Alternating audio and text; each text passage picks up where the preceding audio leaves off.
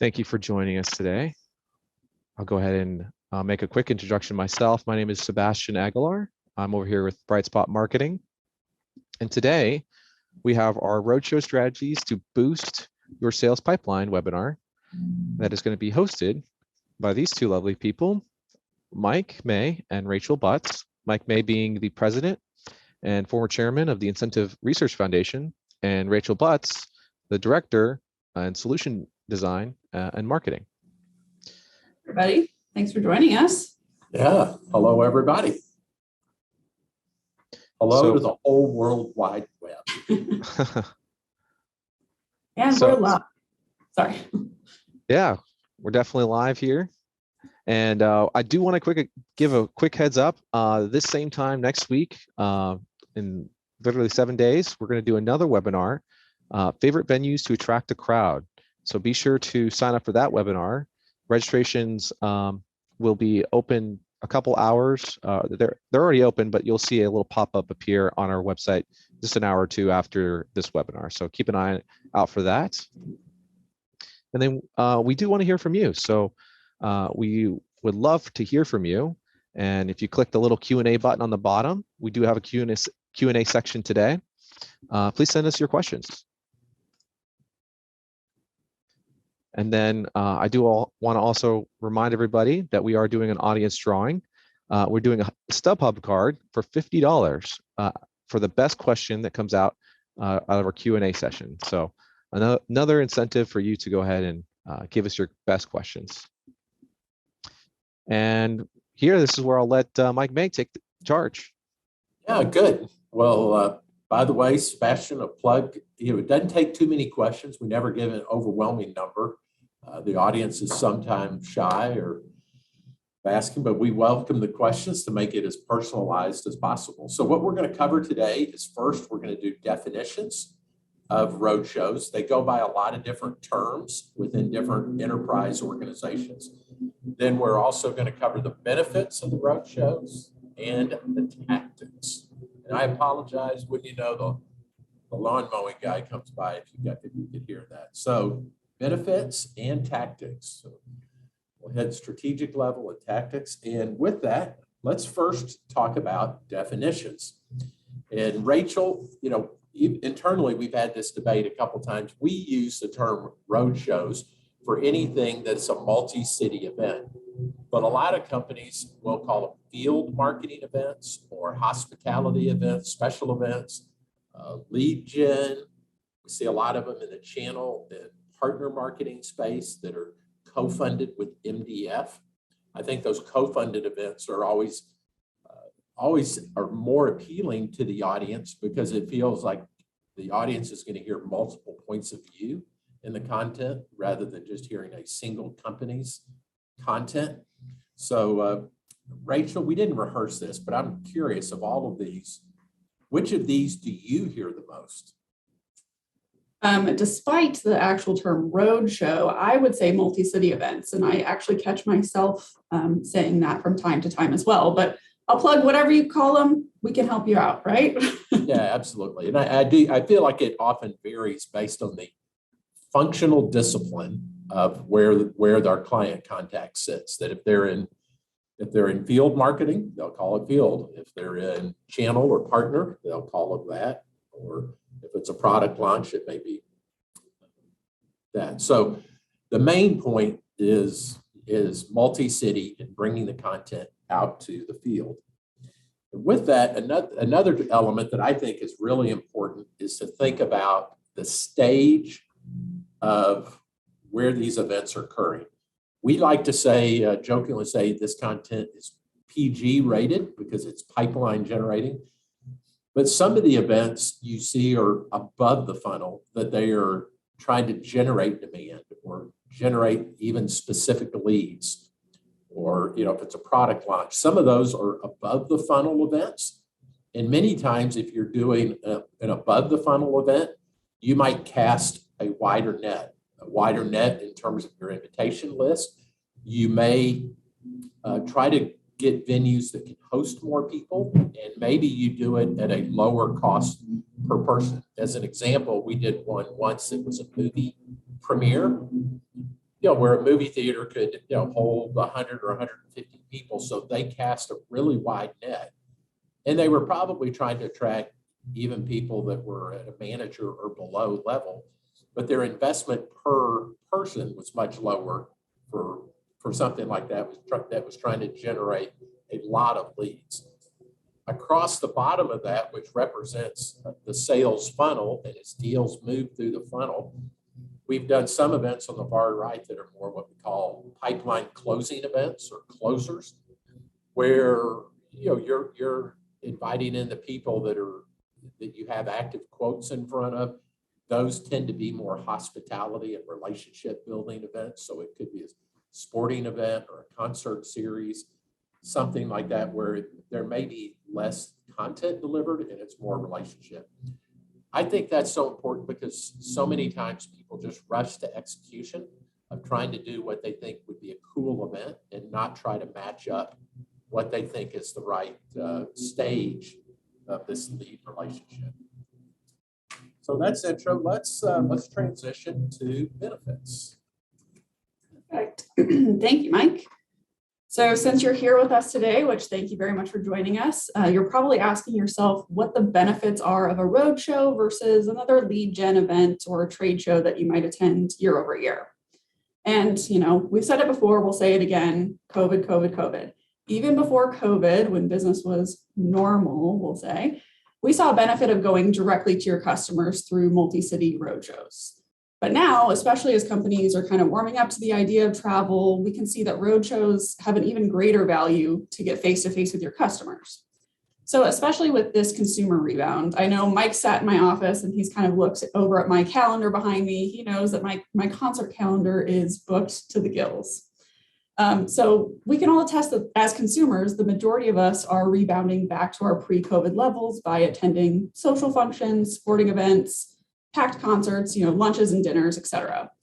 So in addition to the other benefits of roadshows, we're seeing that they're kind of a test of comfort level, especially for those executives that might be a little bit more hesitant to send their entire staff out on the road.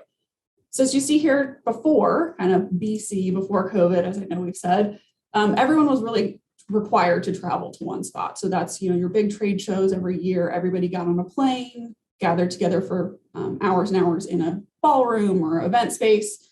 But we would recommend, if you go to the next slide, no travel required. You are going to your attendees. So I will say this, and I'll probably sound a lot like the Little Mermaid, but I want to be where the people are. You want to go to where your people are. Even in a world without COVID, roadshows give you the opportunity to really meet face-to-face with a more intimate group of your prospective customers.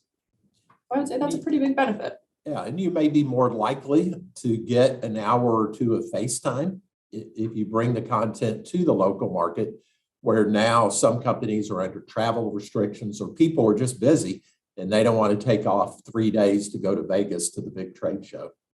And if they do go to the trade show, you are there with 500 other exhibitors. You're there with all your competitors and all your competitors' salespeople that are looking at who's in your booth. So you're competing with many voices in those other ears that are listening in on you. And candidly, if we think about it, it seems like everybody's attention span is so short. You get some of the people that are walking around just trying to fill up their goodie bag with the best giveaways, or there's that person that wants to come in and catch up like it's old reunion time. And it's just hard to have a quality discussion in a trade show booth when you have so many people walking in and out. And so, the alternative to that is having a private audience when you do one of these multi-city events. Many of the multi-city events, probably the norm is 15 to 30 people. Can be larger, can be smaller, but in that private audience, you are the only voice. You control all the content. You're not competing with competitors, and hopefully you have the audience's undivided attention. So it's just, it's a more orderly flow in that private conversation. So we've seen a big movement here. I think the other thing we've seen, a trend that was happening, as Rachel said, BC before COVID, was a movement away from second-tier trade shows to private events. Companies still have to go to the big leading trade show in their industry, but we were seeing companies redirect budget from those second-tier or local market, regional market trade shows and rotating that spend into private local market events. So, we think private over public is a trend that's going to rebound this year, and we're definitely right at the inflection point where we're starting to see that happen now. Absolutely. And as ironic as it is that we are preaching this via computers, I do think that face-to-face interaction is incredibly important. Thank you, Sebastian. So here's the part where I'm going to go ahead and shamelessly plug our next webinar, which is next week. I'm not going to try to steal Michael and Amy's thunder here, but I do just want to tease their messaging a little bit. Oftentimes, we like to say that the venue itself can be a bigger draw than the content that you have to provide. And here's where I will gasp for pause, or pause for gasps, if you will. Your messaging during the event is obviously the most important to your bottom line, but without an audience to speak to, what's really the point? So in our experience, as you can see here on this slide, we've got a couple of creative venues that we've used in the past, and successful roadshows to us occur when the venue or event is the big draw of the crowd. So that could be a cooking demonstration from a top chef, which in an unexpected location, like a gallery, as you see here, an event at a fan favorite Top Golf, which we'll speak to a little bit later, can be easily replicated for efficiencies across the country. Any private dining experience at some of the must-have, must-try new restaurants in town, or even tickets to the hottest sold-out concert tour. Sign me up for that one. So tune in next week for sure to learn more about the venues that are going to help attract your audience. Good. The other thing we see when you do a series of these field marketing events is some momentum builds, and you generate some operating leverage within your marketing activities in that you get to rinse and repeat all of these items of content, speakers, marketing. And we often see that momentum starts to form at greater than 5 events. If you're less than 5, every local sales manager wants to do something different. And, it's like doing 5 completely separate events. But when you get over 5, there's an organizational understanding that starts to form of this is what it is, here's the benefit, and the organization supports it. So, we encourage people doing at least 5. We've seen as many as, I think the largest series I can remember was 30, and that was all within a calendar quarter. But again, tremendous leverage in doing that. So I think from a strategy standpoint, that hits some of the high points. And see, Rachel, I think you have one more kind of strategic benefit here. Yes, one that definitely should not be left out. Sebastian, if you'll take us to that, and thank you very much. Okay. So I know, like Mike just said, efficiencies are key here. And I think he'll agree with me that time and time again, we get calls from clients who've tried to manage programs in the past and realize they're a lot more work than one might think. What could be a small roadshow kind of snowballs into something bigger, which is great for your bottom line. But your internal team is balancing everything from the logistics, everything you can see here, logistics, graphic design, invitationing, venue sourcing, so on and so forth. And that really all adds up. So we highly recommend partnering with a company like Brightspot that's going to allow us to be that one call you have to make. We're going to manage those logistics on your behalf, from venue sourcing and roadshows theming to fulfillment and financial payments, all while we like to say making you look like a rock star. So just keep that in mind, the one call you have to make. Yeah, I always think that's a huge hidden benefit until people have experienced it, because that could be as many as 5 different vendors that somebody is having to deal with. And, if they just work with one vendor that can support those multiple functions, all of a sudden a slight schedule change, a content change, a title change, it'll get rolled through by that one agency. Absolutely. Okay, so now we've covered benefits. Now we want to get into my old boss said X's and O's, the X and O's and the tactics of how to do roadshows. Yes. So first, location, location, location, as we have all heard. Like we mentioned before, hopefully you're doing these in multiple cities across the country. But the location that you choose within the city that you selected is also critically important. The location and venue should really depend on the time of day, your audience, and where they live and work. Obviously, if you're familiar with DFW, the event that you're holding will often dictate your location. There's only so many concert arenas in or around the city that you can use, but it's really critical to consider the location and what's actually feasible for your audience to truly be there. So you definitely don't want to hold a networking happy hour downtown after work when your audience might be stuck in traffic, but you might want to think about bringing that Topgolf pop-up to a really hip, new, up-and-coming rooftop bar that they could experience in a new neighborhood. Ultimately, you just want to pick the location best suited for your audience. And in addition to that, I also like to say that, while location is obviously a huge consideration in the program logistics, you'll get major bonus points if you account for drive time and parking. So a lot of the time in our previous roadshows, we'll provide either payment for parking, or even Uber or Lyft gift cards or codes so that the audience can take advantage of that. Basically removing any barriers to entry. Rachel, I'd also say, we call these local marketing events, and just to remember that they are local and not regional. I remember somebody once saying, well, let's do an event in Los Angeles and we can cover the whole state of California, because people from San Francisco will drive down, San Diego will drive up. And we were like, that sounds incredibly smart. Yeah, they're not region, and maybe what happens is you do one part of LA, one in the first half of the year, and then if you do another series in the back half of the year, maybe you go down to Orange County, or maybe you go to San Diego, and just kind of mix it up.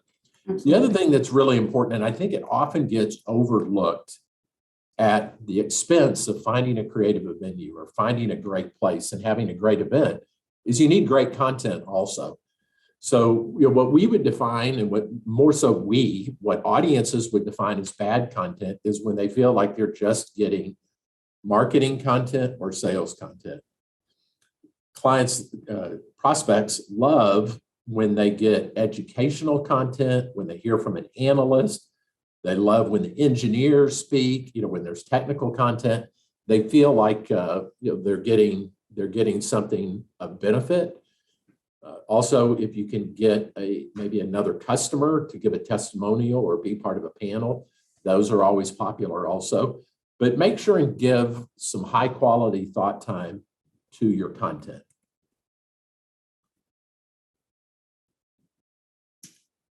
Yes, lead time.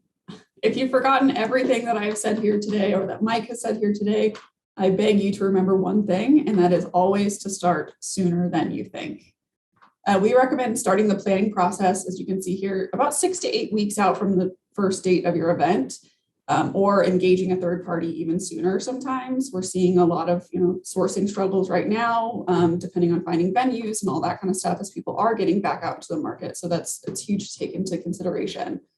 But chances are it's going to take you at least a week to source and contract one or multiple venues, another week for design and invitations to be created, and then about 4 weeks or so for that invitation period. So that's really getting the ramp up, getting the RSVPs, and then finalizing that planning after that.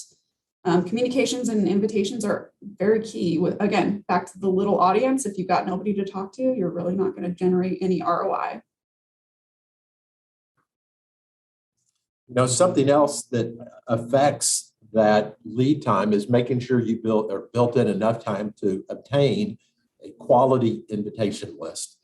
And the lists that are bad is when people purchase lead lists, that relationship is completely cold, and your yield on that is going to be point something percent, incredibly low. You're not going to get people. Also, if you get things out of your CRM or your marketing automation system, if that data is aged out, you're not going to have a good yield. That's something that will probably be at risk as people ramp up and are doing road shows now in Q2 and Q3 of this year, because after the last 2 years of COVID, there may have been turnover, and maybe the sales team hasn't kept the list up to date. And the more you can get high quality leads, high quality prospects in there, the better your ROI is going to be on the event. There's so many times I've seen when we've done this, that this is an overlooked step, and you can particularly make good headway if you're building in enough time to engage the local sales team, which I think, Rachel, you have something on that. I do, yes. So as Mike just mentioned, not all lists are created equal. You definitely want to take advantage when you've got a bigger sales team that you're hosting events where your local teams might be, or at least it's easy enough for them to get to closely. Encourage those local sales teams to reach out to those prospects. It's going to lead to better invitation lists, more genuine word of mouth invites, and ultimately it's going to help drive quality attendance and ROI of the program overall. And one of our last slides here, as I said before, I'll say it again, don't wait to start the process. If you're waiting for it to be the perfect time to start planning, it's already going to be too late. So, we've seen plans, everything from 6 weeks to almost 6 years, I want to say, sometimes in advance. So don't be late to the party, please. And then last, but finally not least, at least for me, we believe that a series of roadshows is going to allow for efficiencies from planning to payment. So an even more efficient use of your time is going to be engaging with partners like us who act as that one-stop shop, that one call that you have to make, and we'll go ahead and make all the others on your behalf.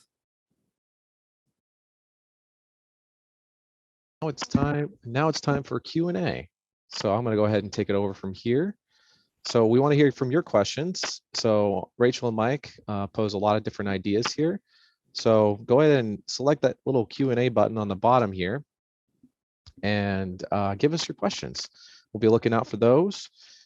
While I give you some time to do that, we're going to go ahead and just talk about, once again, we're going to give out a gift card, a StubHub gift card, $50 gift card for the best question that we get today. And I also want to give in a quick promo for some resources covering some of the things we talked about today. So we have a Roadshow Tips for Success blog that we'd like to share with you. And I'll be able to provide these links below if you'd like to write them down, but they'll also be sent after this webinar in a PDF format, so you can go ahead and click on that way. The other one that I didn't mention is the Rocking Roadshow Success Story. As you can see there, Taylor Swift. That's one of our success stories, one of our clients. So you can find out some more information how we were able to be successful there. So hopefully that gave you a little bit of time to get through your Q&A. I'll let Mike take it away. All right, let's see. So I guess Sebastian, I see a question came in from Leah, and she asks, I love this, how much time should the educational portion of your roadshow take versus the activity portion? And that, I love that. We get that a lot. I would say the host, the company, often over-rotates too heavily on the content piece versus the activity. And that slide that we shared where we're talking about what stage of the sales process it is important, because if you're if maybe if you're earlier stage, people need a little bit more information, but in summary, I think 30 to 45 minutes is about the attention span that people have for where these are occurring. Most of the events are, they may be 2 hours, it may be, a lunch and learn, so they expect 30 minutes and an hour for lunch, or if it's around a ball game or a concert where there could be a reception before, people will know that there's going to be a little bit of presentation, but they're generally shorter. If you have a lot of content, maybe if it's something like partner training, you probably need to make sure that the venue is conducive for adult learning, and that may lean more towards a hotel or something that has a nice meeting space where people can pay attention. One of the things we've learned also and seen during COVID is everybody's attention span has gotten shorter. Here online, people's attention span is shorter, and we developed a rule of 2x, that you need to go twice as fast, you need to cover half as much content in half as much time. So I think while that was an online phenomenon, I believe it's going to carry over for the next year, where people are just going to be a little more ADD and impatient about how much adult learning they're willing to sit through. Very true. And I think you also hit on a note there too, Mike, that the educational content should generally come before the fun part. Yeah, got to hold them prisoner, hold them hostage. Good. Sebastian, do you have another question? Yes, there's another question that came in. This one asks, we polled our attendees, at what threshold should you move forward with an in-person meeting or roadshow? What threshold? Okay. Sounds like attendance, maybe an attendance expectation. I think if the attendees were polled, at what percentage do we know that, hey, we're going to move forward with an in-person meeting or roadshow? Rachel, you and I were just in a meeting earlier today that talked about events that people were traveling to, and in many cases traveling to in foreign countries for business meetings or incentive trips, that in Q1 we saw 80% attendance, but that late in the quarter it was rising up as high as 90% attendance. I feel like that's the comfort level of most of the country, and maybe even we're at 95%, because there were a whole lot of people cheering this week about demasking airplanes. I think too, Mike, to that point, you kind of have to counter that against the fact that, you might poll attendees ahead of time, whether or not they're comfortable, but you're always going to have that lag between who, accepts that RSVP and who actually shows up. So you kind of have to keep that in mind as well. We do have another question here from Will. Do you have guidelines on how much you should spend on venue/space, F&B, speaker, administration, etc.? Budget pie. Yeah, I don't know. I'm sitting here. I don't have a number off the top of my head. I've got a guess, but I'm curious, Rachel, would you have a guess before, or a more? That's a really good question. I think speaker, I would assume, is going to be an internal person most of the time anyway, unless you're doing a testimonial. So I would almost kind of nix that, other than maybe travel arrangements. But like we said before, I think, you're spending a fair amount of money on the venue and the entertainment, if that is a big portion of it. So that's going to be a fairly big portion of your budget as well. Yeah. I feel like we see a lot of events that are maybe around 5,000, 10,000 per location. That could be 200 to maybe as much as 500 per person on the event, and the administrative communication logistics piece could be, that could be a couple $1,000s. A lot of meeting planning. The admin is about 20% of the event cost, but with field marketing events, I feel like it's more around a 50-50. You just 50% of the budget goes to event cost, and 50% goes to administrative, communication, registration, and all of that.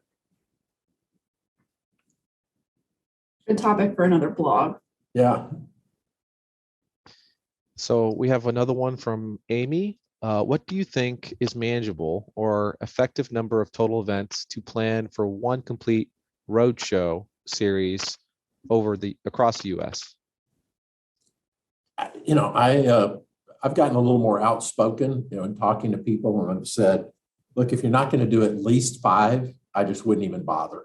It just, what inevitably happens is the first event is incredibly time consuming on all parties, because that's the one you have to answer and decide and set all the parameters, determine what you're going to spend, develop the content. The second one is pretty time consuming, but when you get to about number 3 is when the rinse and repeat starts.